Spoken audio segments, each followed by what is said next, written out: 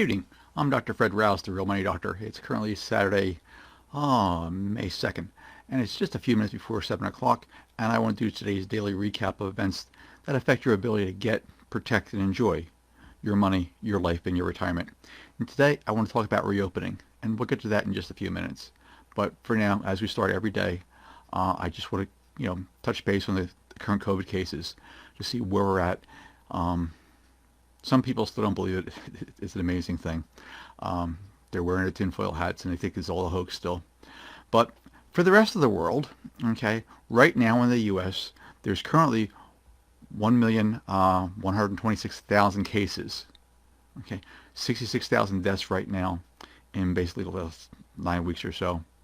175,000 have recovered. That's about 9% of total cases. New York is still leading the way with 113,000 cases, 24,000 deaths. 18,000 of those are in New York City by itself. Quite happily, okay, the death rate in New York City has not really increased dramatically overnight, which is really, really impressive. Okay, New Jersey still has a second place with 123.7 thousand cases right now and 7.7 thousand deaths. Their death rate spiked up just a little bit overnight. A lot of states right now are getting caught. This was originally an East Coast, West Coast type of situation in the most urban areas. Now you're seeing, because of the social distancing, a lot of people on the coast, their rates are starting to come down some, which is really impressive. However, the middle of the country, that they always thought they were safe because of their lower numbers and generally in population by themselves. Okay, they thought they were safe. They weren't seeing a whole lot of things. Now they're seeing spikes in their cases. And little hot spots, basically, again. Small hot spots because they can't keep the social distancing. Again, the meat packers, meat producers, and all those plants that process the meats, the chickens, the hogs, okay, the beef. These people work in very, very close proximities. They're all small towns. They're all small towns. And most of the people who work in these plants are immigrants. And now all of a sudden, because we're having a major supply shortage at this point in time of meats, chicken, I don't care, the president wants to order the plants to stay open. That's great. He can order those processing plants to stay open. However, it's the people that have to get those plants working. And the people in small towns, if they get sick, there's nowhere else to go. So it's getting to be a bit of a problem. Now, right now, each one of the numbers is a serious situation, especially for people in their own families. Okay? And it's a tragedy, without a doubt, in the world. And a lot of families, as well as individual communities, are actually feeling that. And I want to mention just a few of them. I've been doing this for a couple of days now. And again, I want to mention Brian Miller. He's 52. Okay. He built a career in the education department rehab services. After a lifetime of battling for the rights of those living with disabilities, okay, he was born with defective retinas. Okay. Miller was among the first wave of blind students to actually sit in classrooms alongside sighted students back in the 1970s and 80s. He sang cappella, was fluent in 4 languages, and vowed to set foot in 100 countries. I really don't think he made it, though. Okay, Wallace Roney, 59, was a Grammy Award-winning virtuoso of the jazz trumpet. He was mentored by Miles Davis. He performed with Davis in one of the Jazz Legends' final performances. Okay, my mind goes faster than my mouth does. Sorry about that. Okay, Jennifer R. Arnold was 67. She's a longtime costume designer and hairdresser, costume dresser, and she worked for Phantom of the Opera and New Yorker through and through. Her family and friends said that she lived her life immersed in creativity, spending her childhood summers in an artist colony in Woodstock, okay, dancing away around the world in her 20s, and showcasing her late father's paintings throughout New York. She worked in a final performance of Phantom of the Opera on Broadway before it went dark a few days later when she became ill. Keith Redding was 59. Okay. He made friends wherever he went, and even the nurses who treated him in the final days of his hospital stay were charmed by his easy smile and good-natured humor.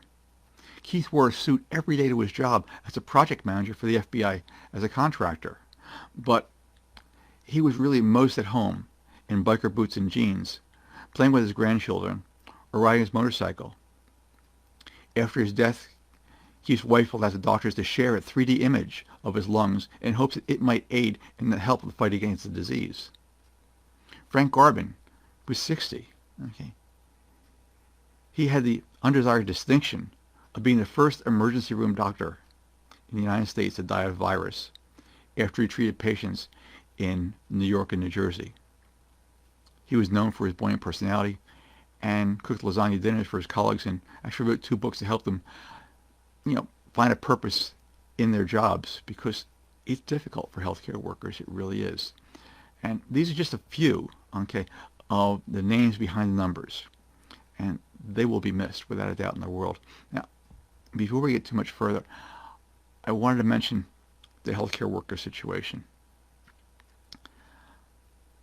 I reported 2 days ago a New York doctor who had gotten COVID, and she recovered from it, but was exhausted basically from it.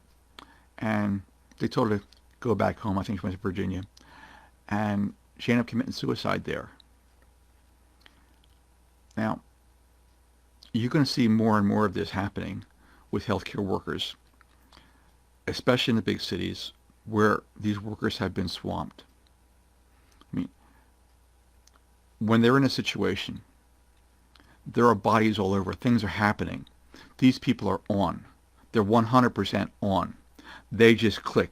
Their training is there, their instincts are there, and they just click. Bang, bang, bang. They know exactly what they're doing. They'll do exactly what they can do, anything they can do in order to save their patients. But at some point in time, after the adrenaline rush is over, and it could be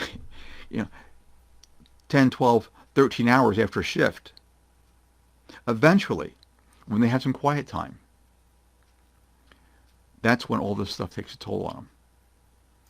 Because people were not meant to see that much death and destruction that quickly in that short period of time. And you're going to see more and more, not only doctors, but nurses, respiratory therapists, healthcare workers in general. You're going to see more EMTs, more first responders, more fire department people, police department people, people in long-term care facilities. You're going to see them all. They're starting to have some serious mental problems trying to cope with this. I mean, at the time they're doing their thing, never a problem. You won't see a crack in them at all. You won't. They just keep trolling them. They just right through. Okay. No matter what happens, they keep going through. But it's when they have their quiet time. That's when the problems start. Okay. And they have to come to grips with what they've seen and what they've experienced. Okay. And, it's a problem. And I just want to make sure that, we mention that. Now, right now, the coronavirus recession has sparked an unprecedented job loss. And it's driving deep, the U.S. poverty rates to a 5-decade high, 5 decades, the poverty rates haven't been this high for 5 decades. Now, according to new projections from Columbia University researchers, that's what they're telling us. Columbia researchers, they go back into all the records and say poverty has not been this high in over 5 decades. Now, a recent Federal Reserve report expects the unemployment rate to rise up to close to 30%. That would be pushing up to the poverty rate somewhere between 12 right now to close to 19%. We're currently at 12%. It's going to push it close to 19%. That would add another 21 million people to the poverty rolls. It's the highest number the highest rate since 1967. Even if employment levels recover after the summer, Okay, and the annual poverty rate will reach levels comparable to the Great Recession in the 1930s. During the Great Recession, we lost 8.7 million jobs in the whole thing. The entire recession, 8.7 million jobs were lost. Right now, it's reported that last week, okay, we lost that many jobs in just 10 days. Now, what we've seen in the past 9 weeks has already eclipsed the worst Great Recession with a jobless rate that reached 10%. It dwarfs the painful recession in 1982, where the jobless rate peaked 10.8%. The jobless rate in April stands at 16%. It could be even higher when they tighten up the numbers, when they finally find out what's going on. And that's really probably on the low side. Since the March jobless rate was 4.4%, it only caught the beginning of the job losses. In the past 6 weeks, more than 16% of the labor market filed jobless claims. However, that's only the lucky ones who managed to get through the system. There are thousands of people that can't get through on the phone lines because they're jammed. Okay, the internet, their sites are jammed, they're crashing. The state unemployment systems were never designed for this type of capacity to handle this level of claims. And you can't get them up to snuff overnight. And some states are actually making it difficult for people to file claims. Now, why do I bring this up? Because right now, more than 13 states have already partially reopened, okay, and another 7 plan to announce a date sometime next week or so to do so. Now, reports show 118 million Americans, or slightly more than a third of the population, are living in the states that have at least partially reopened or will be reopening soon. While the reopening plans have sparked concern that, they're just too soon and carry a risk of potential new round of COVID cases, they offer a possibility, a small possibility at least, of a faster economic recovery and a rebound faster than actually was forecast before. Now the problem is that none of the states that have opened, partially reopened, or have set dates to reopen, have met, as reported by the President himself, the Vice President, and the President's own coronavirus task force, the criteria of a 14-day decline in reported cases. None of the states came even close to that, but they're all on schedule. They're either open right now, partially reopened, or they've got a set date, but they haven't met that 14-day decline. Now, the weather's breaking almost all throughout the country, and I understand that. We're in spring mode right now. It's time to get out and about and really enjoy life. And however, it's the lack of testing that's the real problem right now. The physician to the Senate, told Mitch McConnell that he didn't have the tests. He said he couldn't test everybody. The Senate's getting ready to go back in schedule and session, and the physician said that the physician assigned to the Senate said he couldn't test everybody because he didn't have the test. If he did, he can only test people that had symptoms. And then a test would take another 2 days before they get the results back. That's the Senate. Now, the President offered to get the Senate and the House those Abbott rapid testing kits that they're using daily in the White House. I mean, that's really great for the White House.